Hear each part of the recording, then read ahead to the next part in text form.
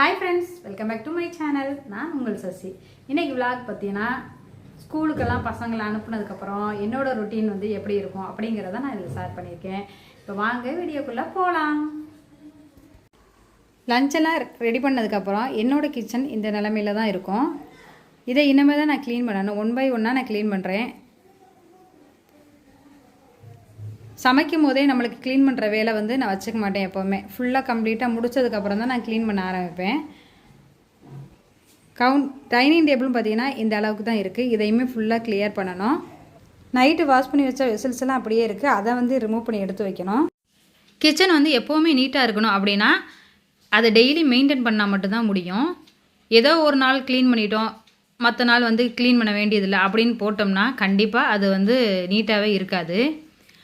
இதுக்குன்னு ஒரு 10 நிமிஷம்னு ஒதுக்குனாலே போதும். கிச்சன் எப்போவுமே நீட்டாக வந்து மெயின்டைன் ஆகும். நம்ம காலையிலேருந்து வேலை பார்த்துக்கிட்டே தானே இருக்கோம், கொஞ்சம் நேரம் ரெஸ்ட் எடுப்போம் அப்படின்னு நினச்சி உட்காந்தோம்னாக்க அந்த க்ளீனிங் வேலை பெண்டிங் ஆகி போயிடும்.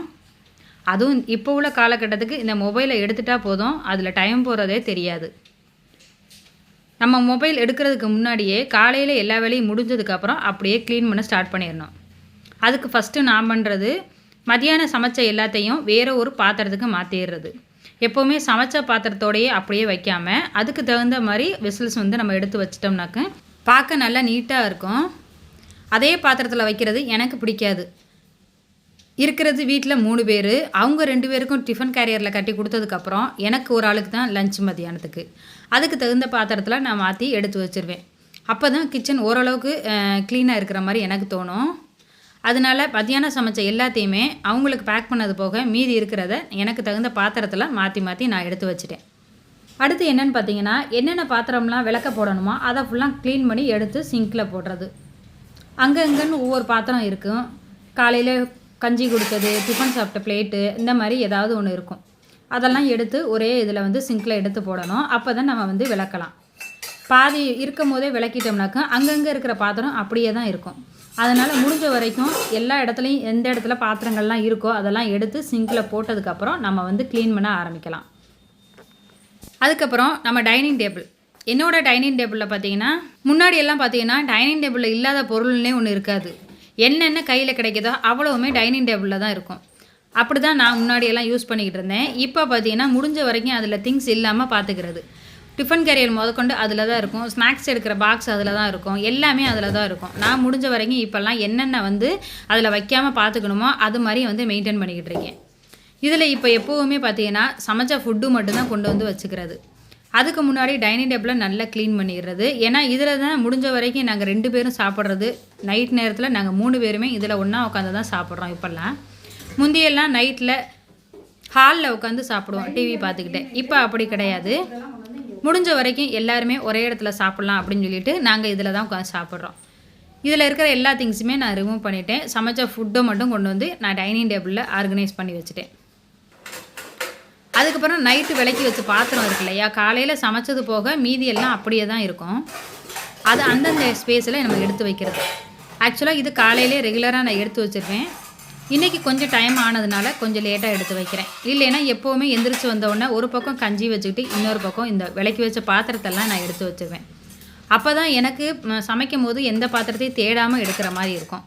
அதனால மேக்ஸிமம் நான் வந்து விளக்கி வச்ச பாத்திரத்தை காலையிலே எடுத்து வச்சுருவேன். இன்றைக்கி கொஞ்சம் லேட்டு.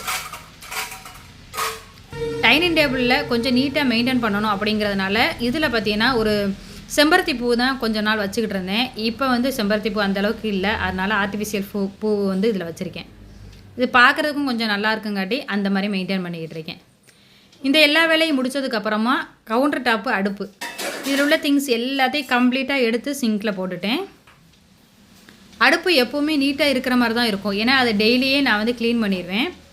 ஆனால் சமைச்சு முடித்ததுக்கப்புறமும் ஒரு தடவை க்ளீன் பண்ணணும். அதே மாதிரி நைட்டு சாப்பாடெல்லாம் முடிச்சுட்டு டின்னர்லாம் முடிச்சுட்டு நம்ம படுக்க போகும்போதும் ஒரு தடவை க்ளீன் பண்ணிடுவேன். ஒரு 10 நிமிஷம் தான் ஆகும் இந்த வேலையெல்லாம் செய்கிறதுக்கு. எல்லா வேலையுமே பார்த்திங்கன்னா ஒரு 10 நிமிஷம் தான் ஆகும்.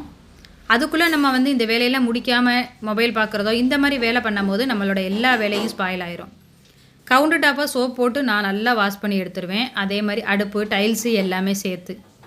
எனக்கு டெய்லியே இந்த மாதிரி சோப் போட்டு கழுவுனா தான் பிடிக்கும். முன்னாடியெல்லாம் ஸ்ப்ரே பண்ணி தான் தொடச்சிக்கிட்டு இருந்தேன். இப்போ இதை ஃபாலோ பண்ணிக்கிட்டு இருக்கேன். முதல்ல இருந்த கவுண்டர் டாப் அடுப்பு பார்த்தீங்கன்னா தெரியும். இப்போ இருக்கிறதுக்கும் உங்களுக்கு நல்ல வித்தியாசம் தெரியும். சிங்கில் மட்டும்தான் இனி பாத்திரம் கிடக்கும். சிங்கில் இருக்கிற பாத்திரம் வளர்க்குறதுக்குமே ஒரு 10 நிமிஷம் 15 நிமிஷம் தான் ஆகும். அதுக்கு முன்னாடி வீடை வந்து கூட்டி விடுறது. டெய்லியுமே வீடு காலையில் கூட்டி விட்டுருவேன். அதாவது காலையிலனா பசங்க ஸ்கூலுக்கு போனதுக்கப்புறம் தான் இந்த வேலையெல்லாம் பார்ப்பேன்.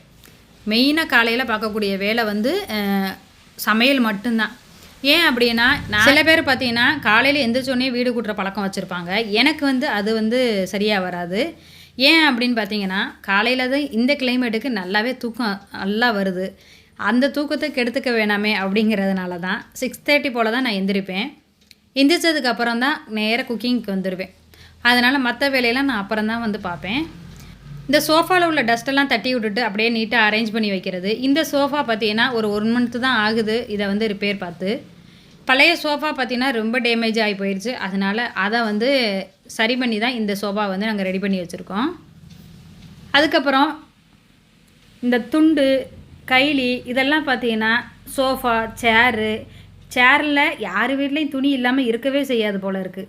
எங்கள் வீட்லேயும் அதே தான். முடிஞ்ச வரைக்கும் அதில் சேரில் என்ன போட முடியுமோ அவ்வளோ திங்ஸும் அதில் தான் வந்து இருக்கும். அதையெல்லாம் நீட்டாக எடுத்து வச்சுட்டு அதுக்கப்புறம் நான் விசில்ஸ் வாஷ் பண்ண வருவேன். அதுக்கு முன்னாடி எனக்கு பிடிச்ச பாட்டை போட்டு விட்டுட்டு அப்படியே பாத்திரம் விளக்க ஆரம்பித்தேன்னா பாட்டை கேட்டுக்கிட்டே நான் வந்து பாத்திரம் கடகடன்னு விளக்கி முடிச்சிருவேன். பாத்திரம் விளக்குறதுக்கு மிஞ்சி போனால் 10 to 15 நிமிஷம். பாத்திரம் இருக்கிறத பொறுத்து தான். ரொம்பலாம் பாத்திரம் வந்து நான் சேர விட மாட்டேன். டக்குன்னு வந்து க்ளீன் பண்ணி முடிச்சிருவேன். காலையில் ஒரு டைம், நைட்டு ஒரு டைம், 2 நேரம் தான் நான் பாத்திரம் வாஷ் பண்ணுவேன். ஏன்னா நைட்டு கண்டிப்பாக டிஃபன் எல்லாம் முடிச்சதுக்கப்புறம் ஒரு தடவை கண்டிப்பாக வாஷ் பண்ணி முடிச்சிருவேன். காலையிலையும் அதே மாதிரி தான். பாத்திரம்லாம் விளக்கி முடித்தோன்னே என்னோடய கிச்சன் பார்க்குறதுக்கு இந்த மாதிரி தான் இருக்கும். இது ஈவினிங் டின்னர் செய்கிற வரைக்குமே இப்படி தான் இருக்கும். டின்னர் செஞ்சு முடிச்சதுக்கப்புறம் திருப்பி ஒரு டைம் இதே மாதிரி க்ளீன் பண்ணி வச்சுட்டு தான் படுப்பேன். அது எவ்வளோ நேரம் ஆனாலும் அந்த வேலையை முடிச்சுட்டு தான் படுப்பேன். டைனிங் டேபிளும் இப்படி தான் இருக்கும். சாப்பிட்டு முடிச்சதுக்கப்புறம் இந்த வெசல்ஸும் வாஷ் பண்ண போட்டுருவேன். இப்படி தான் என்னோடய கிச்சனை நான் வந்து மெயின்டைன் பண்ணிகிட்டு இருக்கேன். இந்த வீடியோ உங்களுக்கு பிடிச்சிருக்குன்னு நினைக்கிறேன். பிடிச்சிருந்துச்சுன்னா மறக்காமல் லைக் பண்ணி சப்போர்ட் பண்ணுங்கள். நெக்ஸ்ட் விளாகில் மீட் பண்ணலாம். பாய்.